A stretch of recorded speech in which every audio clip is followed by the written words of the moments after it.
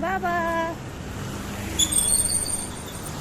अस्सलाम वालेकुम। जुमे वाला दिन है आज और हम नमाज़ पढ़ने मस्जिद जा रहे हैं। अल्हम्दुलिल्लाह मौसम बहुत अच्छा है, अल्लाह का शुक्र।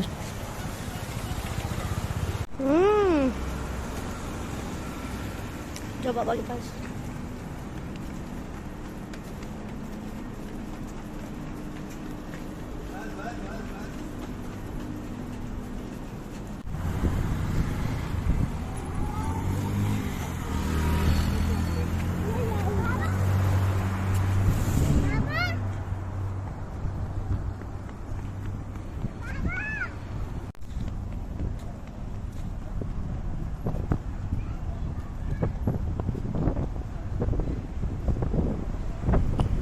ये बच्चे मुझे देख के भाग रहे हैं और मस्जिद इस कदर हसीन है, माशाल्लाह माशाल्लाह। अंदर से भी बहुत ज़्यादा खूबसूरत है मस्जिद।